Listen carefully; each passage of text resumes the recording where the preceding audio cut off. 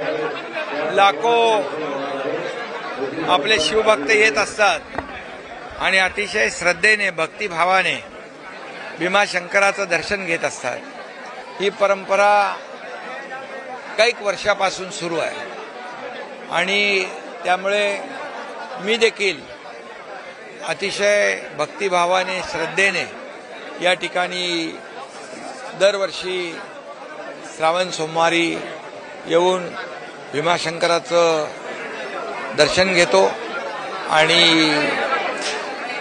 खऱ्या अर्थाने ही सुरुवात आमचे धर्मवीर आनंद दिघे साहेबांनी ही परंपरा सुरू केली होती आणि परंपरा कायम पुढं सुरू आहे याचा आनंद आहे मला।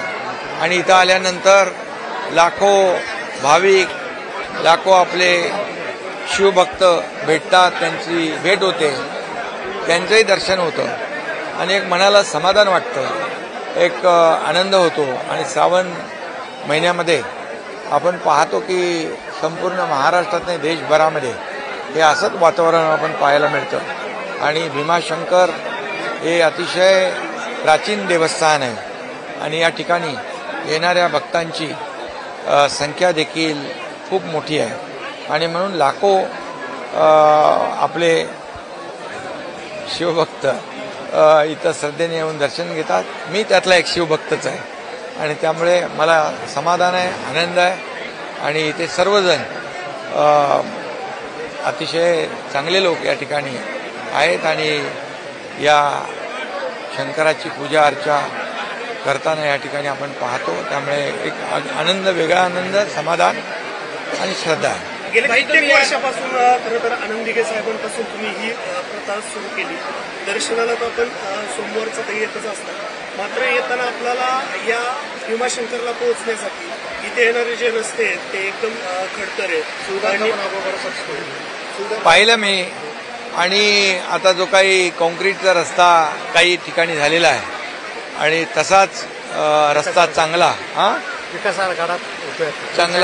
चांगला रस्ता इथल्या भाविकांसाठी आपण करू आणि विकास आराखडा देखील आपण जवळपास 280 कोटीचा तयार केलेला आहे आणि म्हणून काही अडचणी आहेत त्या अडचणी दूर करून या ठिकाणी येणाऱ्या सर्व भाविक भक्तांची सोय कशी होईल, त्यांची गैरसोय दूर कशी होईल यासाठी सरकार पूर्ण प्रयत्न करेल। मुसळधार पाऊस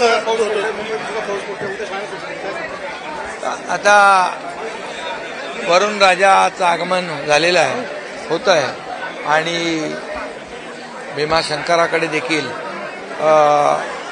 मी नेहमी कुठेही गेलो तरी पांडुरंगाकडे, शंकराकडे, आज भीमाशंकराकडे एवढंच साकडं घालतो की आमचा बळीराजा शेतकरी सुखी होऊ दे, त्याला चांगलं पीक येऊ दे, चांगला पाऊस तर पडतोच आहे आणि त्याच्या जीवनामध्ये सुख, समाधान, आनंद येऊ दे।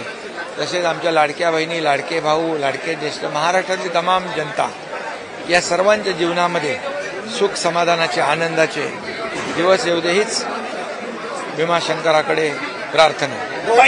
शिवभोजन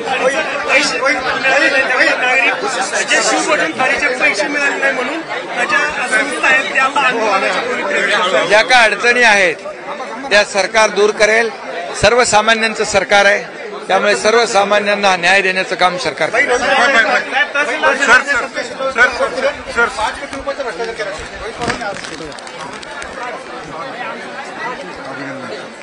भीमाशंकराने सर्वांना सद्बुद्धी आणि सुबुद्धी द्यावी।